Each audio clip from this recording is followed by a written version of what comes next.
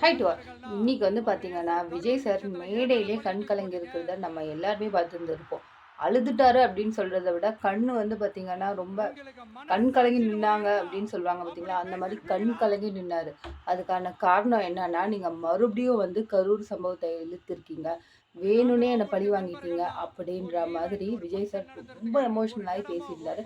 அத பத்தி தான் இன்னும் டீட்டெயில்டா நம்ம பார்க்க போறோம். வாங்க வீடியோக்குள்ள போவோம். நீங்க என்னையும் மக்களையும் பிரிக்க பார்க்குறீங்க. என்னானாலும் எங்கள பிரிக்கவே முடியாது. நாங்க 2 பேருமே ஒண்ணு தான் அப்டின்ற மாரி பேசியிருக்கிறாரு.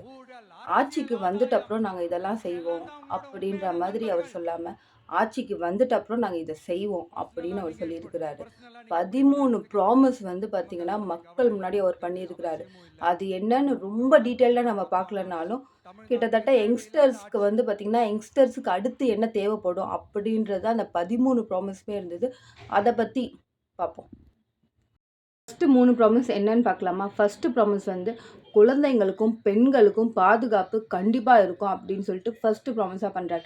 2வது ப்ராமிஸ் ரவுடிசத்த ஒழிச்சே தீருவோம் அப்படின்றது 2வது ப்ராமிஸ். 3வது ப்ராமிஸ் ரொம்ப ரொம்ப முக்கியமான ப்ராமிஸ். கவர்மெண்ட் எக்ஸாம்லாம் எழுதணும்னா நம்ம எக்ஸ்ட்ரா கோச்சிங் தானே போறோம். எக்ஸ்ட்ரா கோச்சிங் கிளாஸ் தானே போறோம். அது எதுவுமே இல்லாம நம்ம படிக்கும்போதே அதுக்கும் சேர்த்து ப்ரிப்பேர் பண்ற மாதிரி சிலபஸ வந்து நாங்க ரெடி பண்றோம். அப்படின்னு சொல்லி 3வது ப்ராமிஸ் பண்ணாரு. அவர் என்னென்ன ப்ராமிஸ்லாம் பண்ணாருன்னு வந்து பார்த்தீங்கன்னா, சட்டம் படிச்சவங்களுக்கு தான் சட்டம்லாம் தெரியுமா? ஏன் சராசரியான மக்களுக்கு சட்டம் தெரியாதா? அப்படின்ற மாதிரி 11த், 12த்லயும் சட்டத்த பத்தி ரிலேட்டடா நம்மளோட உரிமை என்னன்றதே மக்களுக்கு தெரியல. அதனால 11த், 12த்ல வந்து பார்த்தீங்கன்னா, இதுவும் ஒரு சிலபஸா அமைச்சு தரப்படும் அப்படின்னு சொல்லியிருக்காரு.